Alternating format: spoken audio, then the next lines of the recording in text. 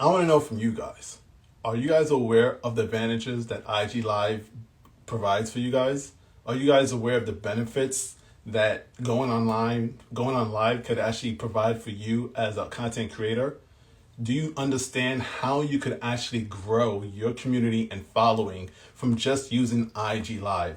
That's what we're going to be discussing today on the latest episode of Behind the Gram.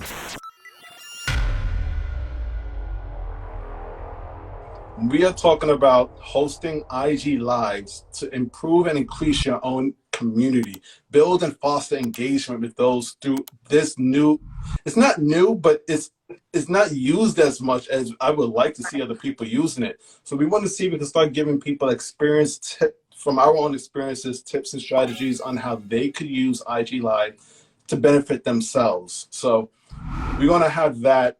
That's the main topic of discussion. And with that, we're going to have a very special guest, Mia, the social CEO, which I got to say, I love that name. I love that name. It's catchy and it's direct and to the point. Yes, it's catchy, direct, and a little bit corny too. So you already know. No, I don't. I wouldn't say it's corny. I wouldn't say that. Well, I'm a cornball, so I'm gonna say it's a little bit corny. As you get to know me more, you'll see. You'll be like, okay, yeah, it's corny. Well, it sounds like we're going to be in for a good conversation today. So I hope you guys are ready. You guys got your pen and paper out because we're going to have a really interesting conversation about this topic of going on live. Sometimes it might seem a little bit scary, but trust me, I'm hoping by the end of this IG Live that you guys at least feel a little bit inspired, more knowledgeable in regards to actually trying to do it yourself. Mm-hmm. So I want to kind of give you guys an idea of the show's format. We're going to split it into two different parts. The first part is the interview. I have a few questions for Mia, and I'm going to try to get a little bit into the nitty gritty of how she runs her IG Lives, as well as her brand as well. If you guys have not seen her profile, don't go there just yet. Watch the IG Live first. But I'm going to suggest that you check it out at least after the IG Live because she has some amazing content and she really does put out a lot of good work. As well as the second half is going to be the Q&A. The Q&A, we're going to be trying to answer as many questions that you guys have. So you don't have to wait till then. Go ahead and start putting in your questions. I see a couple has already just started rolling in. Go ahead and ask any questions in relation to the topic of IG Live. We're free to discuss our own IG strategy and tips and anything of that sort. So go ahead and start putting in your questions for the Q&A at the end. But like I said, we have the great Mia, the social CEO. If you guys do not know who that is, it is the person on the screen right now. And I want to give you an opportunity to share who you are and what you do and all of that good stuff. Awesome. So here is my elevator pitch for you guys. And thank you for the wonderful introduction. Yes, I'm Mia B. Fanning, aka Mia, the social CEO. I have built a community of entrepreneurs, creatives, future influencers, people who are just looking to grow their brand and build their legacy. And so that's what my community is all about. In terms of what I do, I own an agency. It's a creative services agency. We specialize in social media, marketing, branding, design. I'm trying to make sure I get everything, writing and editing, anything creative. Photography is all underneath the House of Bequest. And so that is my baby. And what I'm doing with my social media platform, my personal page, is helping individuals to get started so that they can come to the agency and get the services that they need to really kickstart their brand. And so it's more of a motivational platform to kind of like, it calls you to act, because a lot of times when it comes to putting yourself out there with your brand, we get stuck. We're afraid. Like you said, who wants to get on camera? Who wants to create content? And so my job is to push you. I'm a pusher. I'm going to push you out your comfort zone and get to that next level together. So that's a little bit about me and my brand. And yeah. Well, thank you so much for joining us. And I have to say, I've came across your brand, I want to say kind of somewhat pretty recently, maybe about 3 months ago, maybe a little bit longer. And since I've come across it, I've been really enjoying your content. You post multiple different pieces of content, whether it's reels, which you kill it in the reels. You are not, I would say out of most of the people that I follow, you go on live probably the most, at least in the top notch there. And you have this fearlessness about you that you just enjoy. I can see that you enjoy going on live. And I think that's something that we want to kind of see more of from other people. Yeah. It's scary at first, but once you kind of get over it, it's almost like you're just talking to a friend. And sometimes you forget that there's other people there. You Right. know, if you look at the counter every now and again, you remember, oh, there's other people actually listening to this conversation. But it's actually like a one-on-one, or if you have multiple other people, it's just a conversation with friends. And hopefully you as a viewer are getting knowledge that you could actually take back and use yourself. Exactly. Yeah. So And you have a, oh, yes, go ahead. what were you gonna say?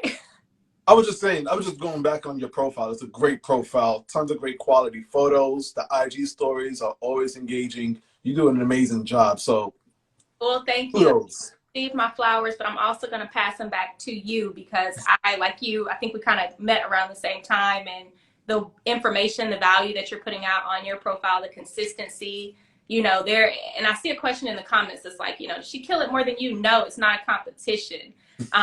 What you bring is entirely different than what I bring, but one of the biggest things that I think that for creators and just everyone that's on Instagram in general, it's not a competition. We're better when we work together. And as you see us right Absolutely. now, we're collaborating. We are helping each other go live. And that's also a really good strategy for people who are afraid to take that next step and go on camera and like step out there.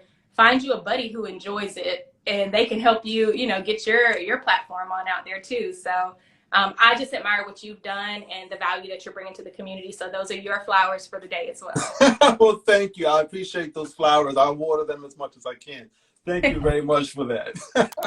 You kind of actually diverse. It's interesting. You kind of led into a question I wanted to ask you first, and that's actually the industry in a way. Like you kind of gave a introduction of yourself. I wanted to know, what do you enjoy most about the industry that we're in, particularly like digital marketing? What do you enjoy most about it? What do I enjoy most? I have to say it's the creative freedom. I have been able to become my most authentic, raw self on social media over the course of 2 years, which is funny Mhm. because most people, you're not your raw self on social media. Yeah. That's where you put your filter on. That's where you are presenting this illusion where, and for me, it's been the complete opposite. I've been able to show up in ways that I couldn't always show up on a 9 to 5 or in the office. Like here I am getting to be my best self, and I get to share that with the world, and it doesn't matter if they like me or not like me because I like me, I love me, Yeah. and there's a tribe of people who do enjoy me. And so I would say that one of the best things about the digital marketing industry is that creative freedom. It gives people a platform to be able to present themselves as they wish, whether it's the real version, altered version, whatever that might be, but whatever feels good to you, you have that space to present that. And I love it. I love to see what people come up with. It's exciting for I love that answer. I could definitely relate to that. It's almost like it's always something new every day, and it's never really repetitive, so you don't get bored of it. Like compared to like the 9 to 5, which I still have my 9 to 5. Honestly, but it kind of becomes a little bit repetitive. Whereas in the digital marketing, it's like it's always something new to learn. It's always something new to teach. It's always something that's going on. So I love that response from you. And I know many people watching are in the digital marketing industry, so I think they can relate as well. oh yeah. I saw a comment earlier.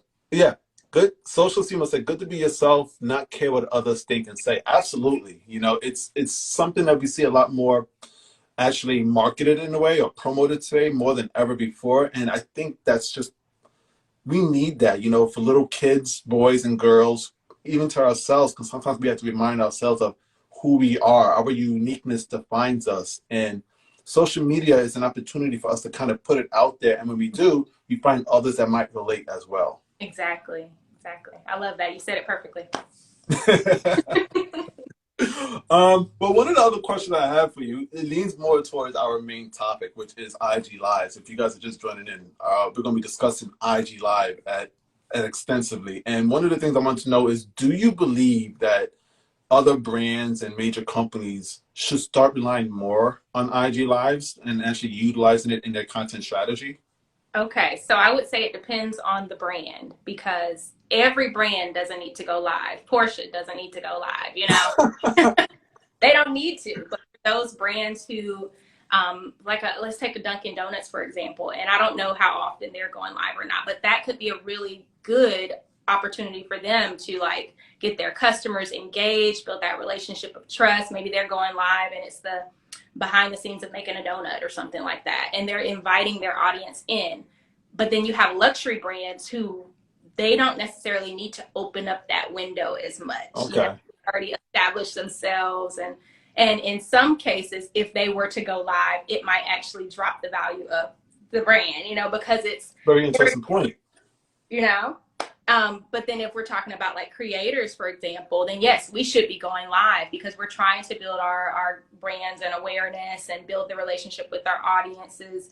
And live is one of the most powerful tools that we can use. But I would say it depends on the brand, the status you're at, how exclusive you're trying to be, because you think about Beyonce. Does Beyonce hop on live? We see her once every quarter, you know. I'm about to send her a random invite. Like, you want to join me on Behind the Gram? Come on down. But yeah, I think you have to have a good balance. But you should, the people who are on this live with us right now, yes, you guys, we need to be going live, because this, number one, and I know we're probably going to talk about this later, and I've been fussing at my audience a lot about going live lately, so this is very timely. But lives are great ways for you to like not only make money, but again, building that trust. And when you're going on live and you're showing up, people are able to see you in real time, which is different than a tweet or just, you know, a carousel post. They want to see you. Yeah, I'm glad that you said that. People want to see you, and also it's an opportunity for them to meet you. I've actually got a few clients from guest appearing on other people's lives. So, and that was not the intent, but you know, afterwards, people meet you, they kind of get an idea of who you are, and they understand, oh, this guy is knowledgeable. Maybe I'll ask him this question, and that might lead to a contract or a deal with something else on the side. So you never know. You might be missing out on that opportunity. Mm-hmm. Don't miss out. I like what you said, though, because you didn't just say blanketly all companies and brands need to do it. They have to be specific to, you know, who they are, their culture in a way, and what ultimately their business goal is. Exactly. You know, it's kind of like what they say with, I think it's Lamborghini. They say you never seen a Lamborghini commercial. Yeah. They know where their customers are. They're not in front of the TV, yeah. You know, but our audience, we know where they are, and they're showing up on Instagram. So we have to show up as well. Exactly. I think that's the best way that you could have put that. I see a few more people jumping in here. Hey, everyone. What's going on? Mason, I hope I said your name properly. Miss Gigi. But